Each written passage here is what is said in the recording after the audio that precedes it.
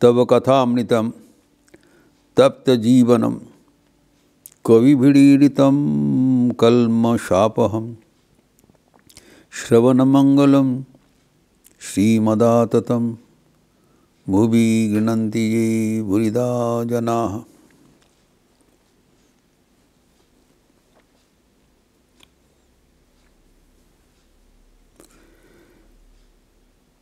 अहिल्या का रचित स्तव पाठ करने से हम सर्व पाप से मुक्त हो जाते हैं, इसी का प्रश्न में समाधान चल रहा था।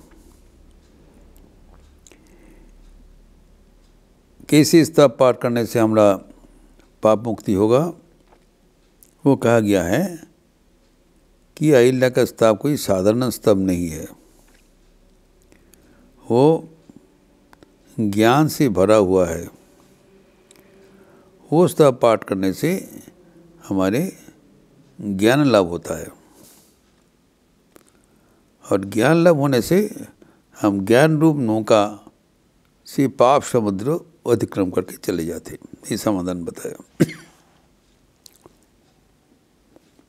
ज्ञान मतलब हम ये शरीर नहीं हूँ, मैं प्रकृति का नहीं हूँ, मैं संसार का नहीं हूँ, मैं भगवान का हूँ, ये है ज्ञान।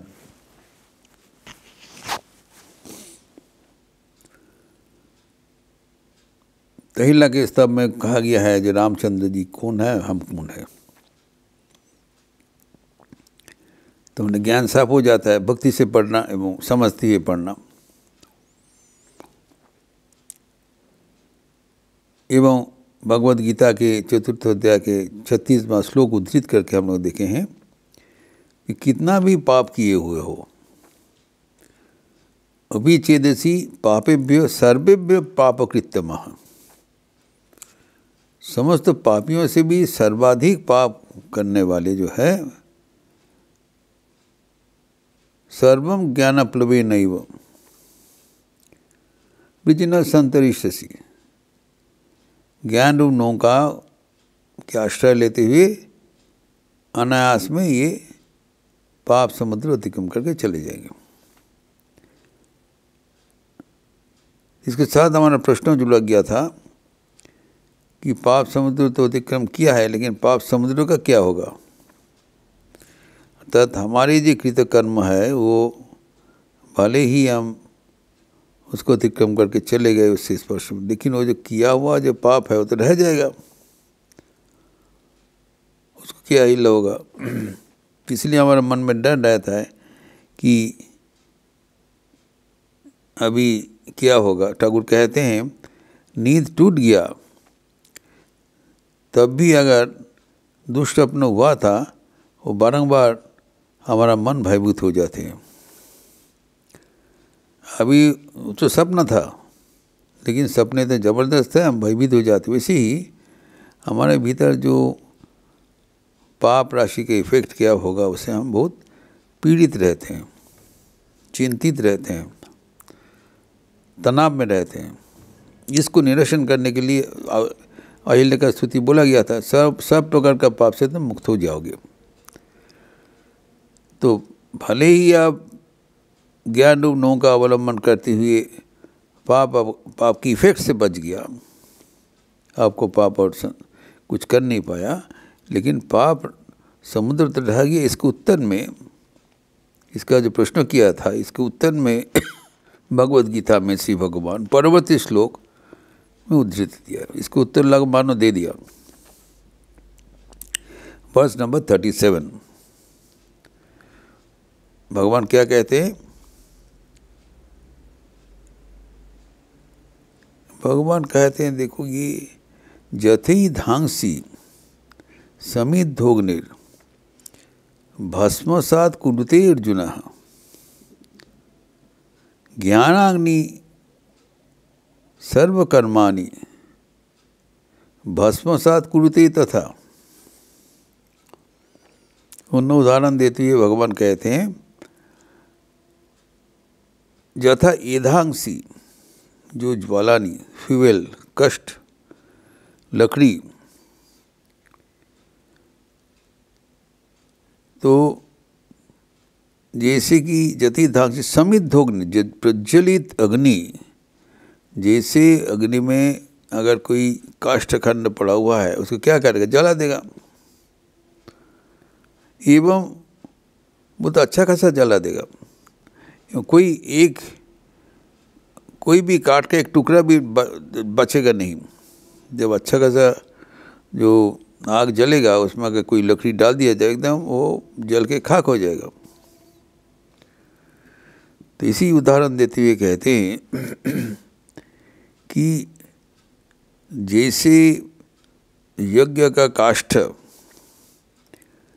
यज्ञाग्नि से पूरी जल जाता है और कुछ अवशेष नहीं रहता है, वैसे ही जब हमारे पाप समुद्र हम लोग अतिक्रम करेंगे पाप का भी कोई अवशेष नहीं रहेगा। एक प्रश्न था ना, पाप का शेष तो रह गया, शेष नहीं रहा, पाप समुद्र भी उब जाएंगे। The ocean of Sagar gets disappeared, vanished, वो भी evaporate कर जाएगा। जो अग्नि का ताप से जैसे सागर भी शुष्क हो जाएगा, सच पावरफुल वो आग का सदृश है। तो इसमें जो कहा गया है कि आग का प्रवेश से जैसे उनका जो भीतर जितना जो ज्वालानी था, फ्यूल था, काठ था, जिसे संपूर्ण रूप से वो जल जाता है, वैसे ही जब ज्ञान आने से हमारा जो अज्ञान देह बुद्धि सब नष्ट हो जाता है। एक अन्य श्लोक में कहा जाता है, पॉपुलर श्लोक, सद्गुरु पावे भेद बतावे, जब ज्ञान करे उपदेश कैला का मैला छोटे, जब आग करे प्रवेश। हम जानते हैं कैला एक काला वाला वस्तु है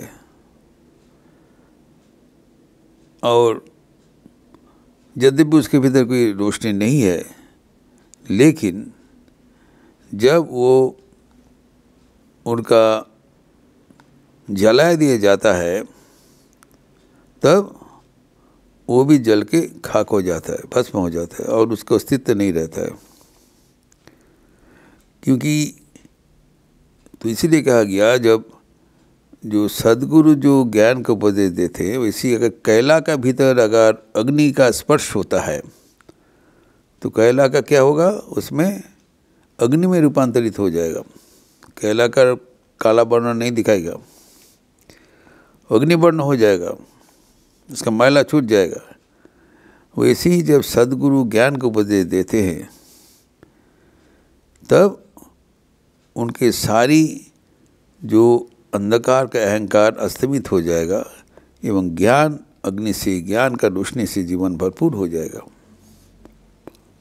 यही कहा गया है कि समस्त प्रकार ज्ञान का प्रभाव से हमारे अज्ञानता के अहंकार एवं पाप अदृश्य हो जाते हैं, वैनिष्ट हो जाते हैं। अगर पाप नहीं रहेगा तो उसका जो फल है वो फल प्रसून नहीं होगा। अब यहाँ पर प्रश्न है कि हमारे जो पूर्वजनित जो कर्म है उसमें 3 प्रकार का फल होता है। एक प्रारब्ध कर्म, एक संचित कर्म, एक क्रियमान कर्म।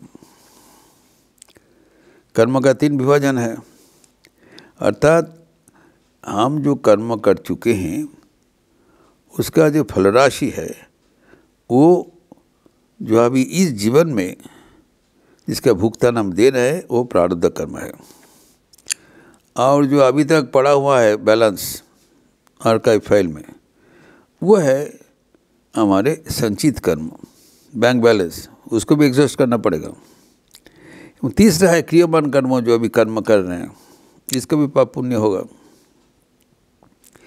जो ज्ञानी है उसका 3 प्रकार का कर्म ही उसको स्पर्श नहीं कर पाते हैं। कैसे क्योंकि उसके जब ज्ञान हो गया तब वो जो कर्म कर रहा है और उसका बंधन का जिम्मेदारी उसका नहीं है।